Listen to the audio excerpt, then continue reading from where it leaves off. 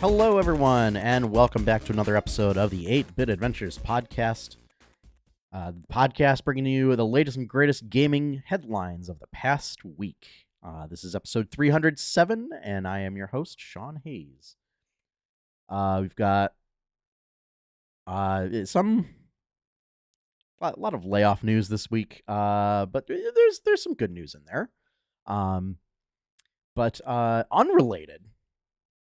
Something I gotta mention before we start is I just saw a TikTok for, as I'm sure this will be news that's relevant to a lot of the audience out there, that a sort of parts unknown style series featuring Dominic Moynihan and Billy Boyd is in post-production right now. It's like a 6-part series where the Lord of the Rings actors just go around to different places and like try out food and experience the local culture and do all sorts of shenanigans. And it looks like there's at least one segment featuring Sir Ian McKellen. So,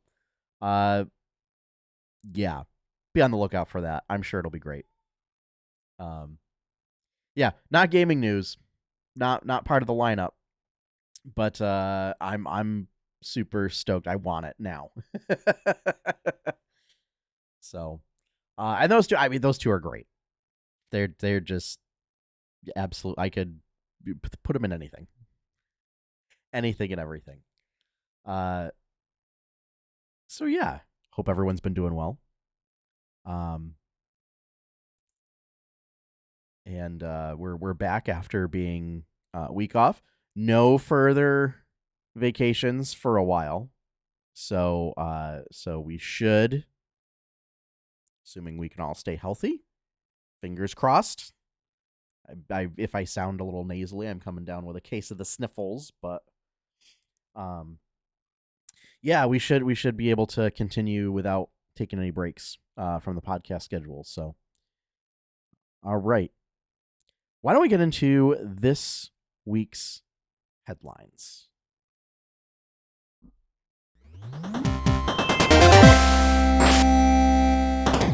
So first up, GamesIndustry.biz reports that Destiny developer Bungie has laid off another 220 staff. And then in addition to that is transferring 155 to Sony Interactive Entertainment. And then in addition to that is transferring another 75 to a new studio being formed under Sony. So yeah, the statement from the company is that it was overly ambitious, and it basically allowed itself to grow too big. Yeah, no, this is terrible.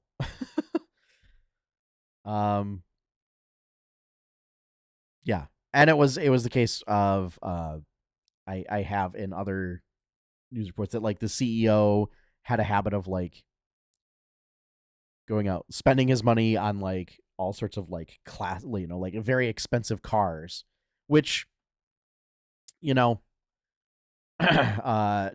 how I would choose to, if I had tons of extra money, how I would choose to spend it. But if it's your money, do with that.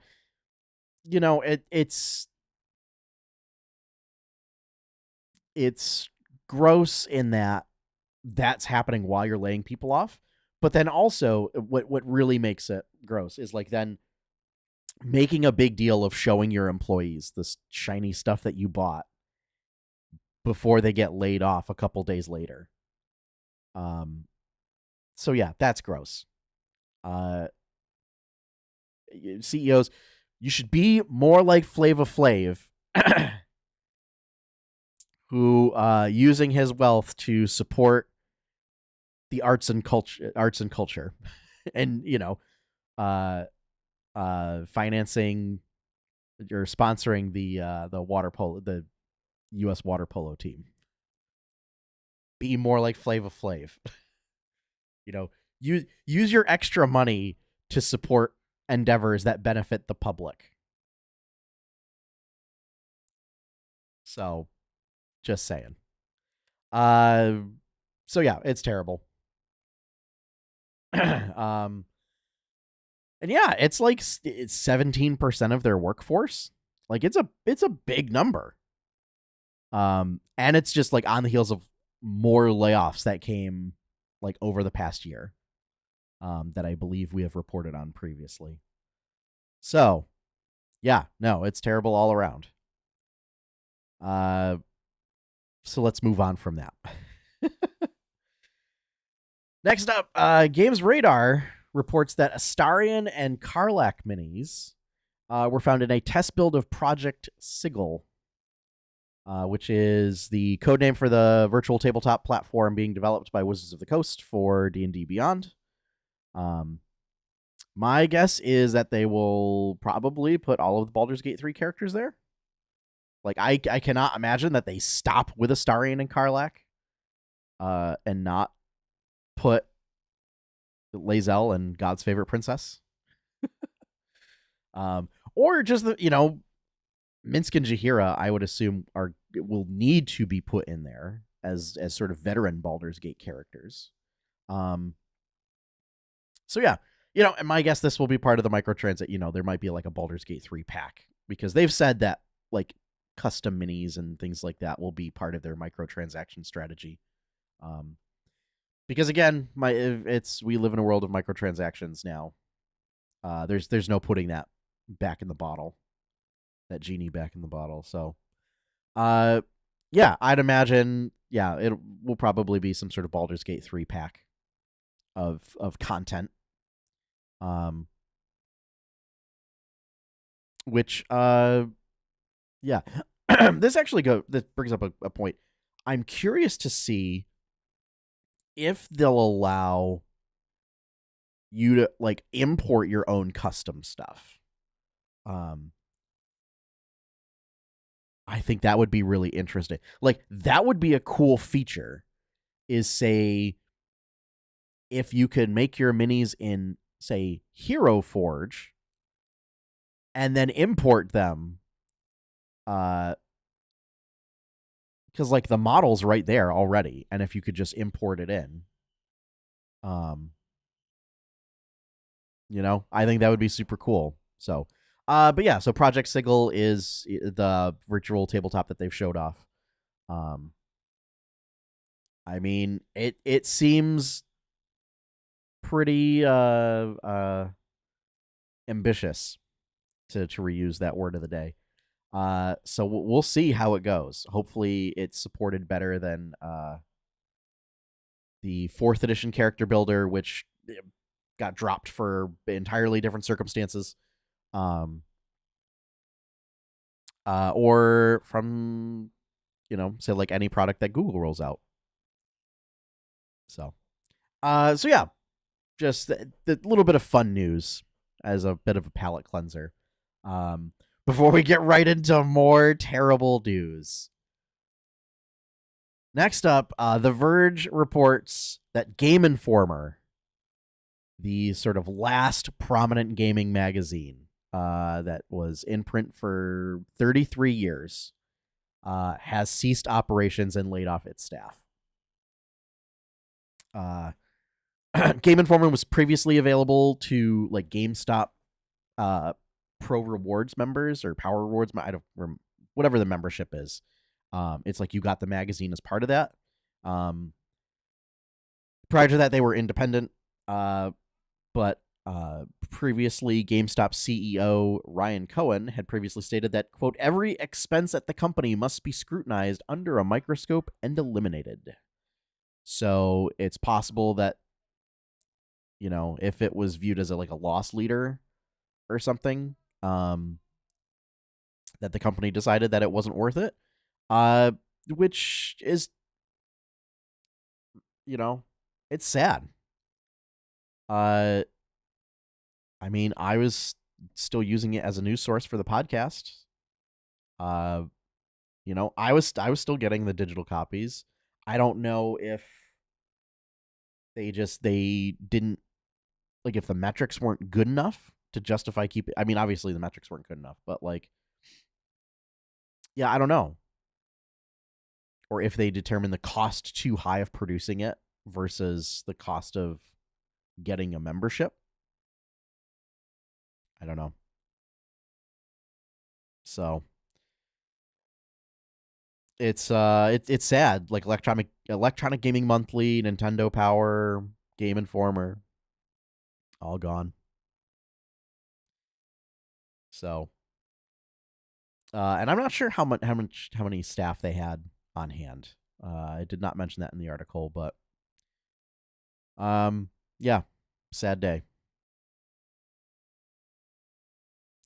Next up, continuing that news, Polygon reports that Humble Games has seemingly shut down.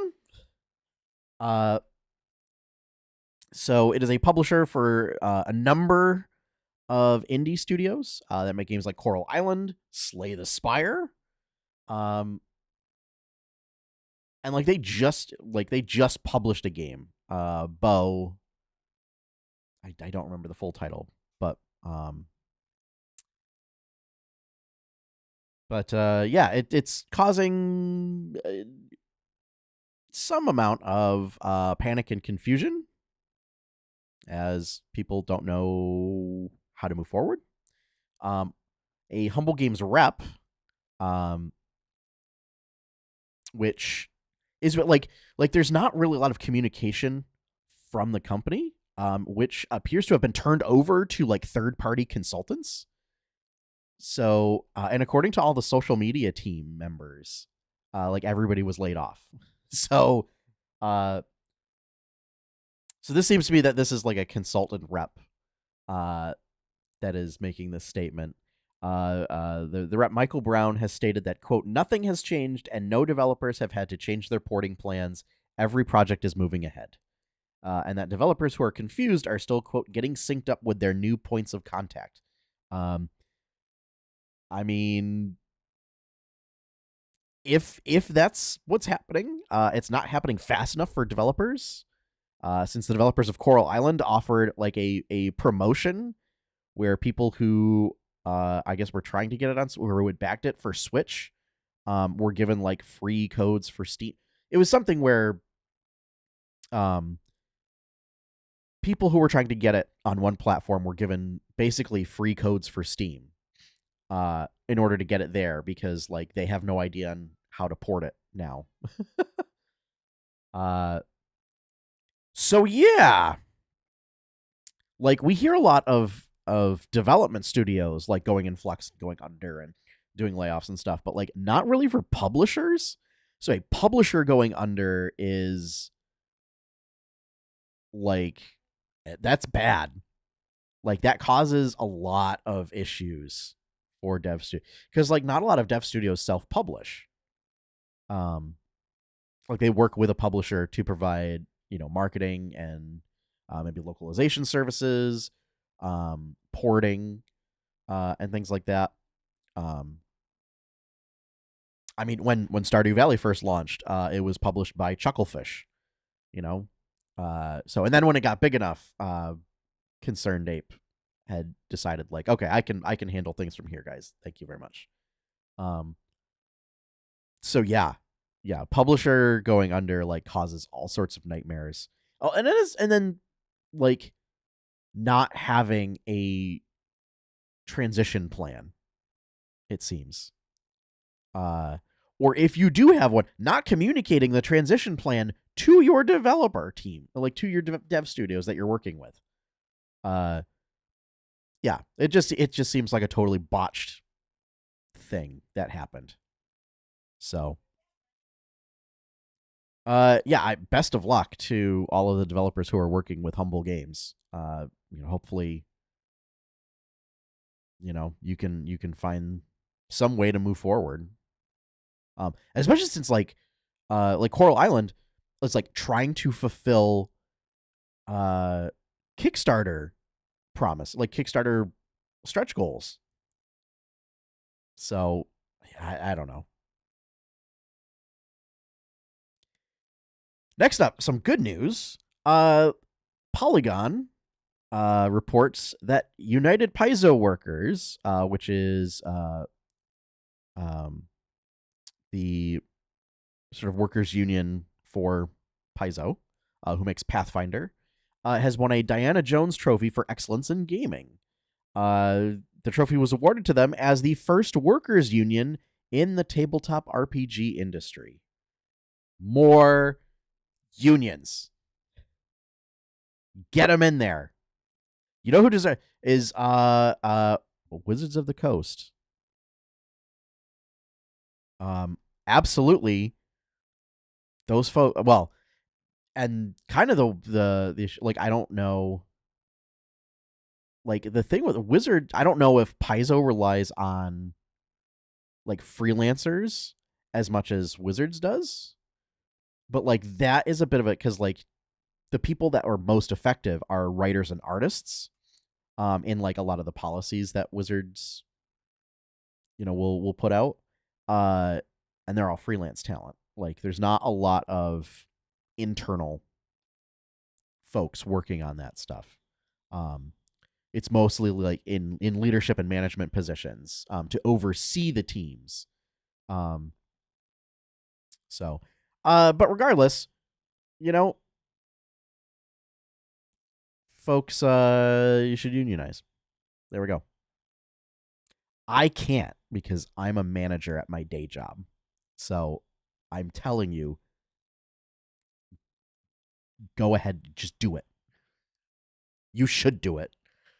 So yeah, that's enough of my union rant. But yeah, they won a Diana Jones Trophy. Seems like it's given to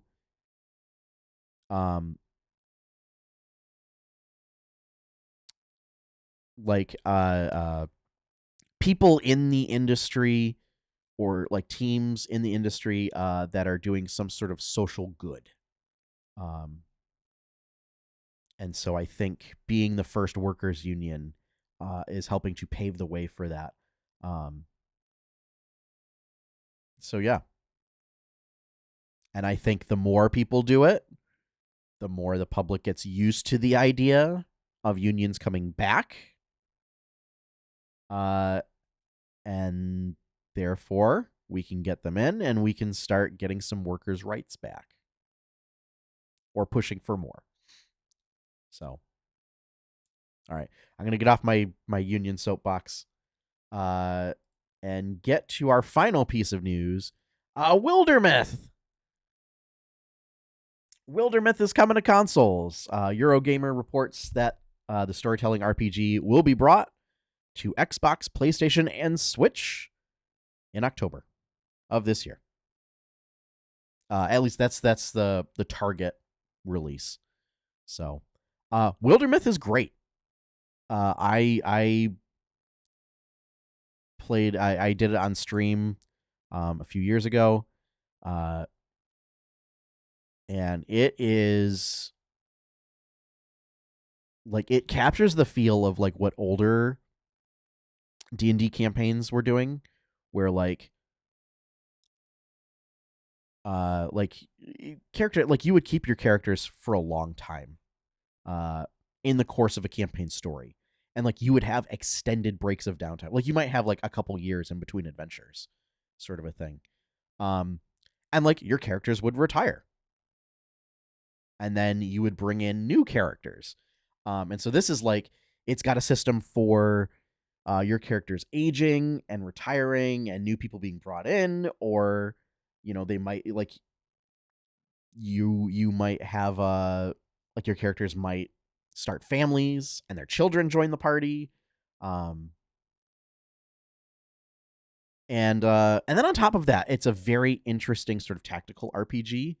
I really like the magic system, which is you infuse objects with magic to then gain abilities based on the object that you infuse. So like, if you if you form a connection with like a fire pit, that will allow you to like throw little fireballs from the fire pit. Whereas like, if you form a connection with like a wardrobe, you can either like smash it up, like break it apart into splinters and like cause like a splinter burst, or like cause it to tip over. and like strike somebody. So it's interesting things like that. If you infuse with like a tree, you can like provide cover, or again like cause it to tip over and things. And like the material matters, and like the type of object matters. So, yeah, it's very cool. I would look forward to getting back into it. And it has multiplayer. It has cooperative multiplayer. So that is a thing. So for example, if you want to get into sort of the D&D sphere or the TTRPG sphere, you don't really have let's say you're a group of players and you don't have a GM, and nobody's willing to step up. This is an option for you because it very, very well simulates the experience. And the art style is really neat. It's like a little like pop-up picture book style. So also, if you're a fan of Paper Mario, it has kind of a similar aesthetic to it, where everything feels like it's like a pop-up book. So, yeah, I love it. Wildermyth's great. Coming to consoles. And that will wrap up our news for this week. So thank you all for joining me for this episode of the 8-Bit Adventures podcast. If you'd like to find more content from 8-Bit Adventures, you can check out our website at 8-bitadventures.com, or 8bitadventures.com. That will redirect. If you'd like to help support that content, the best way to do so is to become a patron at patreon.com/8bitadventures. Patrons can get